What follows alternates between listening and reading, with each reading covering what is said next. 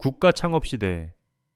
이재명 대통령이 이 네 글자를 선언했습니다. 단순한 슬로건이 아니에요. 대한민국 경제의 근본 패러다임을 바꾸겠다는 선전포고입니다. 지금까지 우리가 알던 취업 중심, 고용 중심의 경제 구조를 완전히 뒤집겠다는 거예요. 솔직히 말씀드릴게요.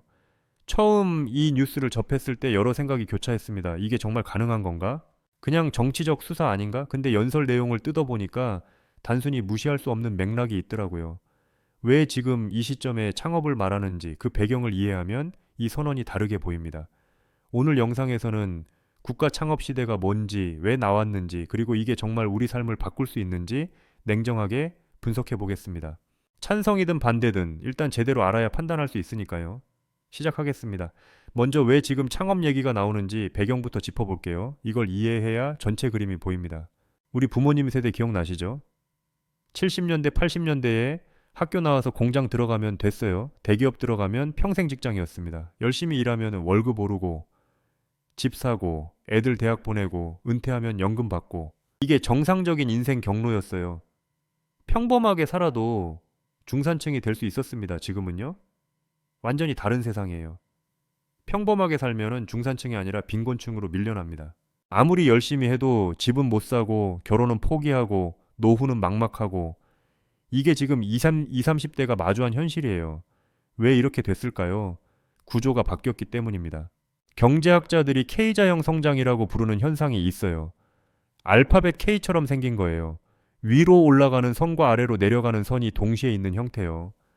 잘 되는 곳은 계속 잘 되고 안 되는 곳은 계속 안 되는 양극화가 극심해졌습니다. 대기업은 사상 최대 실적을 찍고 있어요. 삼성, 현대, SK 같은 회사들 영업이익 보세요. 수십조 원씩 벌고 있습니다. 근데 그 돈이 어디로 가냐면요.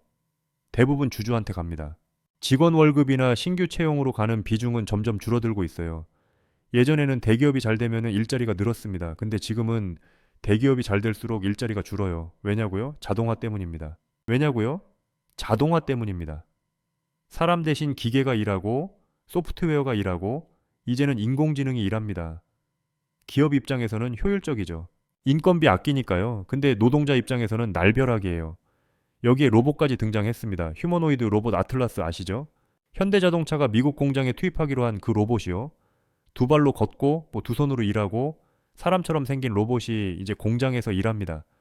이게 뭘 의미하냐면요. 단순 노동 일자리가 본격적으로 사라지기 시작한다는 거예요. 예전에는 공장 들어가면 평생 먹고 살 수 있었잖아요.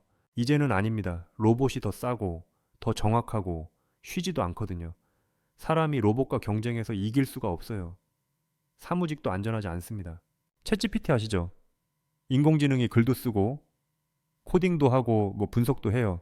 예전에 사람 10명이 하던 일을 이제 한 명이 인공지능 도구 써서 합니다. 기업 입장에서는 9명을 자를 수 있는 거예요. 양질의 일자리라고 부르는 것들 있잖아요. 대기업, 공공기관, 전문직 이런 일자리가 전체에서 얼마나 될 것 같으세요? 한국 전체 일자리 중에 괜찮다고 할 수 있는 일자리는 20%도 안 됩니다. 나머지 80%는 저임금, 불안정, 비정규직이에요. 그러니까 취업 경쟁이 살인적인 거예요. 20%밖에 안 되는 자리를 놓고 모든 청년들이 싸우고 있으니까요. 대학 나와도 안 되고 대학원 나와도 안 되고 자격증 수십 개 따도 안 되고 그 좁은 문을 못 뚫으면 나머지 80%로 밀려나는 겁니다. 이 상황에서 정부가 할 수 있는 게 뭘까요? 일자리를 늘려라? 솔직히 한계가 있어요. 그 정부가 기업한테 사람 더 뽑으라고 강제할 수 없잖아요. 기업은 이윤을 추구하는 조직이에요. 로봇이 더 효율적이면 로봇 쓰는 거고 인공지능이 더 효율적이면 인공지능 쓰는 겁니다. 공공 일자리를 늘리는 것도 한계가 있습니다. 세금으로 운영하는 건데 무한정 늘릴 수 없어요.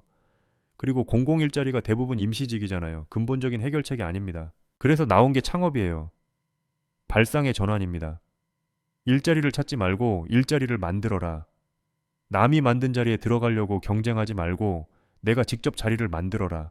이게 국가 창업 시대의 핵심 논리입니다. 근데 잠깐요.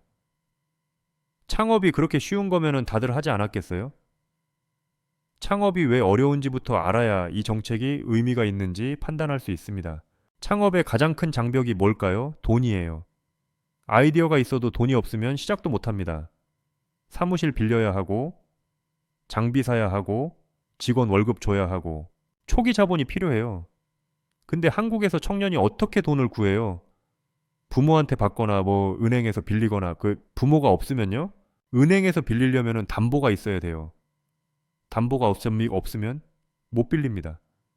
신용대출 받으면 금리가 살인적이고요. 그러니까 한국에서 창업한다는 건 사실상 부모 재력에 달려 있는 거예요. 금수저는 부모 돈으로 시작하고 흙수저는 시작도 못하는 겁니다. 창업이 계층 이동의 사다리가 아니라 계층 고착의 도구가 되는 거죠.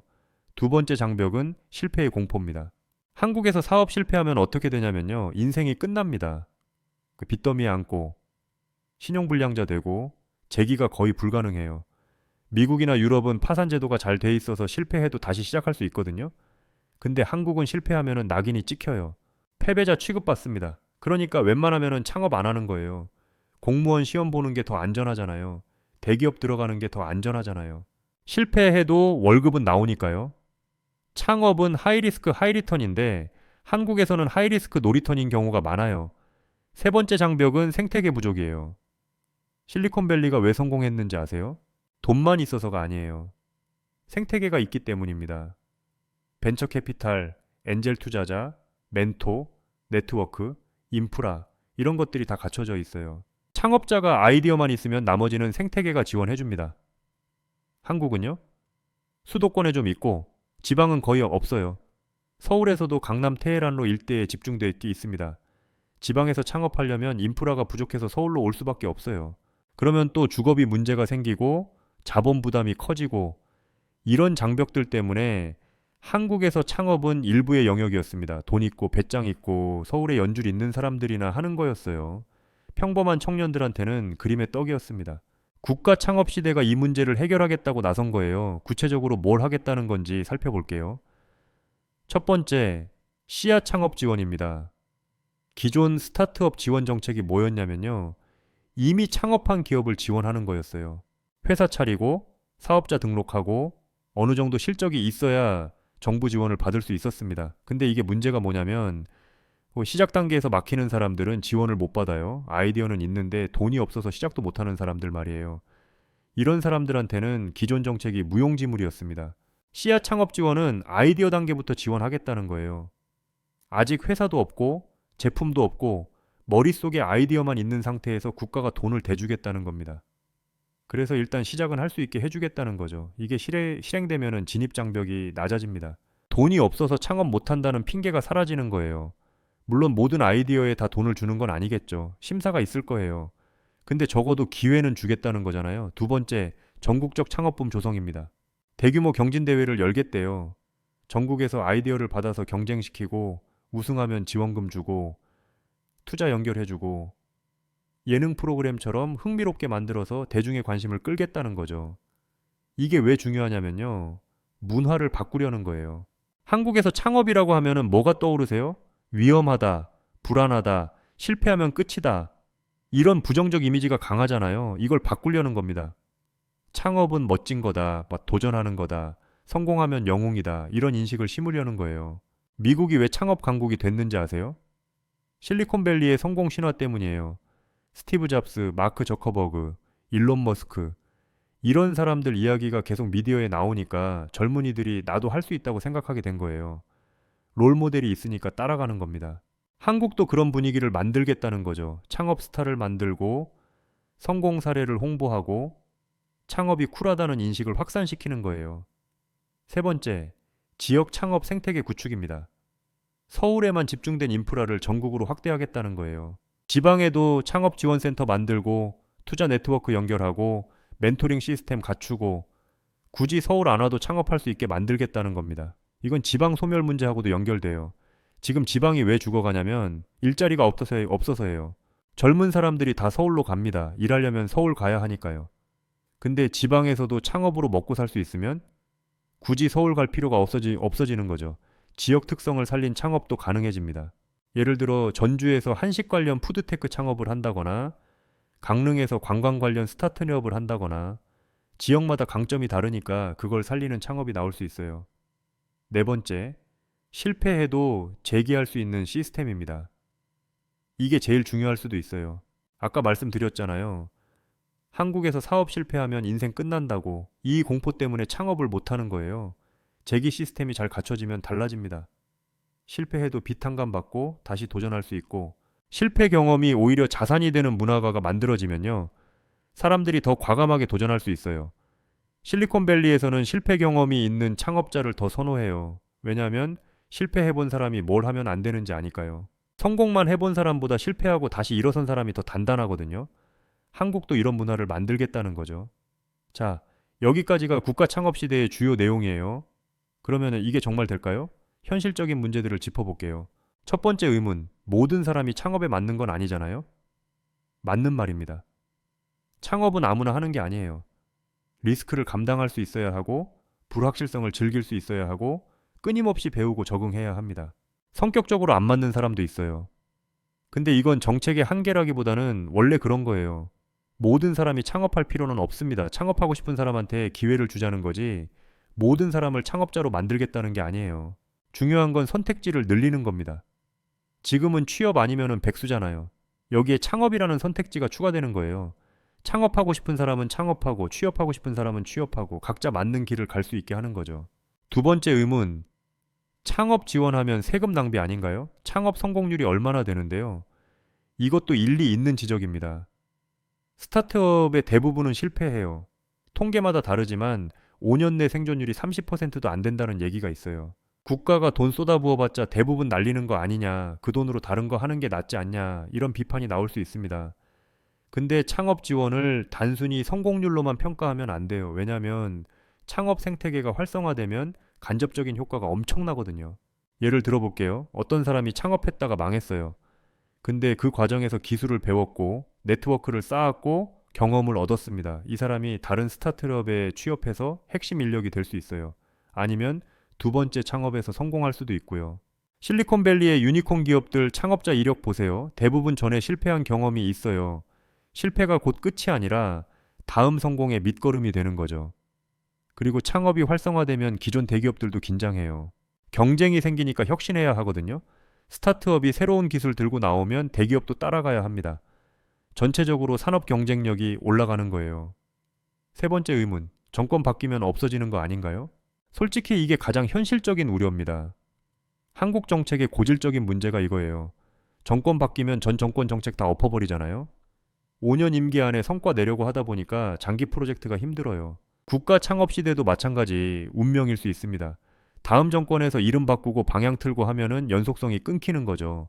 그러면 혜택 받던 사람들은 갑자기 지원 끊기고 계획이 틀어지고, 이건 정책 자체의 문제라기보다는 한국 정치 시스템의 문제예요. 초당적 합의가 필요한 부분입니다. 창업 지원이 어느 정당 색깔이 있는 게 아니니까 여야 합의로 법제화하면은 좀 낫겠죠. 자, 이제 좀 더 큰 그림에서 생각해 볼게요. 국가 창업 시대가 성공하면 어떤 변화가 올까요? 일단 일자리의 개념 자체가 바뀔 수 있어요. 지금은 취업 아니면 실업이라는 이분법적 구조잖아요. 근데 창업이 일상화되면 그 중간에 다양한 형태가 생깁니다. 예를 들어 회사 다니면서 사이드 프로젝트로 창업 준비하는 사람, 프리랜서로 일하면서 작은 사업 운영하는 사람, 여러 스타트웨어에 파트타임으로 참여하는 사람, 유연한 경력 경로가 가능해지는 거예요. 청년들의 마인드셋도 바뀔 수 있습니다. 지금 20대, 30대가 뭘 제일 두려워하냐면요, 실패예요. 실패하면 끝이라는 공포가 있어요. 그래서 안정적인 것만 추구합니다. 공무원, 대기업, 전문직. 근데 창업 생태계가 활성화되고 실패해도 재기할 수 있다는 확신이 생기면요, 더 과감하게 도전할 수 있어요. 젊었을 때 실패 몇 번 해도 괜찮다, 오히려 그게 자산이다, 이런 인식이 퍼지면 사회 전체가 더 역동적이 됩니다. K컬처도 기회 요인이에요. 지금 한국 콘텐츠가 전 세계에서 인기잖아요. K-팝, K-드라마, K-뷰티, K-푸드. 한국이라는 브랜드 가치가 역대 최고예요. 이걸 창업과 연결하면 엄청난 시너지가 납니다. 한국 스타트업이 해외 진출할 때 코리아 프리미엄을 받을 수 있어요. 한국에서 왔다고 하면 일단 관심을 가지는 거죠. 이전에는 없던 기회예요. 물론 이 모든 게 장밋빛 미래만 있는 건 아닙니다. 창업이 늘어나면 경쟁도 치열해지고 실패하는 사람도 많아지고 새로운 형태의 양극화가 생길 수도 있어요. 창업 성공한 소수와 실패한 다수로 나뉘는 구조가 될 수도 있습니다. 결국 제도 설계가 중요해요. 성공한 사람만 혜택받는 게 아니라 도전하는 모든 사람한테 최소한의 안전망은 있어야 합니다. 실패해도 바닥은 치지 않게 해줘야 더 많은 사람이 도전할 수 있거든요. 정리해볼게요. 이재명 대통령이 국가 창업 시대를 선언했습니다. 핵심은 고용 중심에서 창업 중심으로 경제 패러다임을 바꾸겠다는 거예요. 아이디어 단계부터 국가가 지원하고 전국적으로 창업 붐을 일으키고 실패해도 재기할 수 있는 시스템을 만들겠다고 합니다. 배경에는 심각한 일자리 위기가 있어요. K자형 양극화, 로봇과 인공지능의 일자리 대체, 좁아지는 취업문. 기존 방식으로는 해결이 안 되니까 새로운 돌파구를 찾는 거죠. 성공 여부는 아직 모릅니다. 장밋빛 전망도 있고 현실적인 우려도 있어요.